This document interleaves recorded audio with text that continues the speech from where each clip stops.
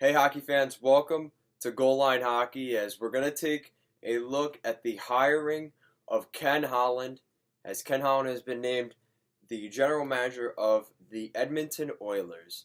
Make sure to give this video a thumbs up and a subscribe. Let's talk about Ken Holland going to the Edmonton Oilers.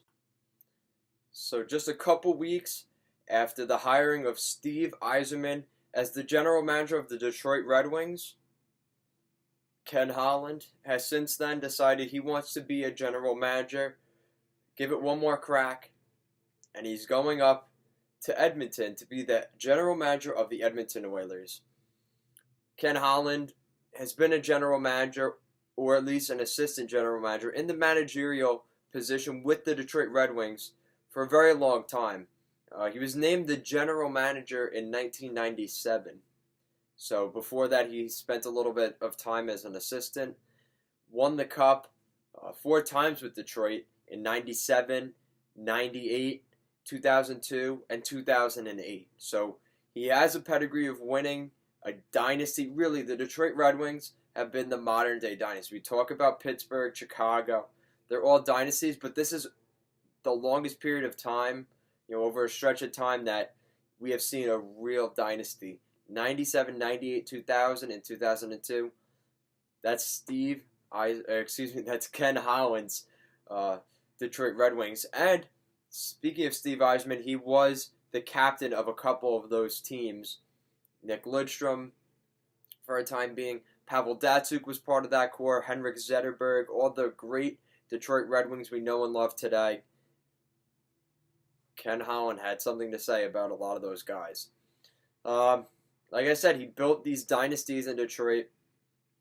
The problem, though, with Ken Holland, especially toward the end of his regime with the salary cap era coming into effect and all that, he was known for having lots of loyalty toward his players, which is a great thing, but he would spend a lot of money on these guys and give them a little bit more than they probably should. More recently, guys we've seen that are very well known, the Justin Abdelkader contract, which does not look good. Darren Helm, another one. It doesn't look great. We've seen a couple of, starting to expire now. The Kronwall, Nicholas Kronwall contract, the Jonathan Ericsson contract. They've been known now, Ken Holland toward the end of his time was known to give out some pretty brutal contracts.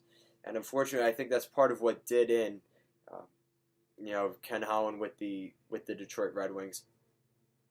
Ken Holland, he's built some really good teams. He has the pedigree, and the Detroit Red Wings we're looking at him.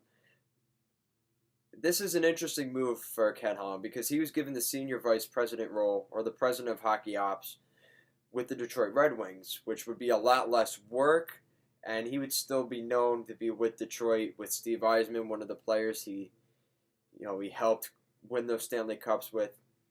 And now looking back, he's now taken his job.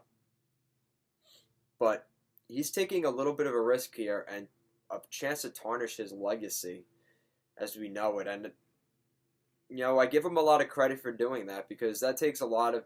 He's very confident in what he does. He loves being a general manager. He loves, the same routine. He just loves doing what he does. And he's willing to go up to Edmonton, up north, to do that. So, best of luck to Ken Holland and the Edmonton Oilers. And what does this mean for Leon Draisatl and Connor McDavid? How do they feel about the bringing in of Ken Holland? Is this a move they like? Is it a move they don't like?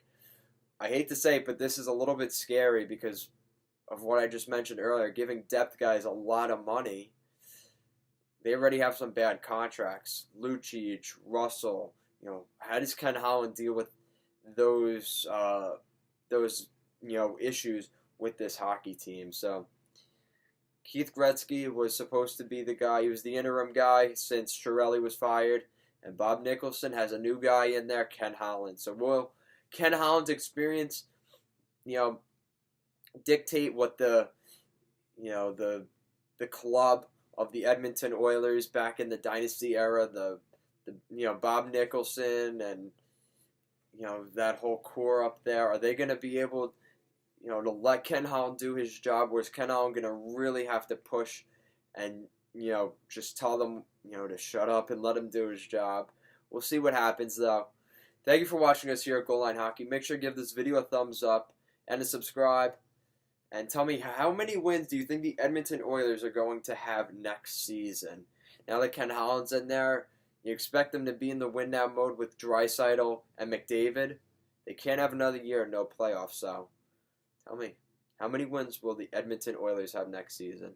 Thank you for watching. Have a good day.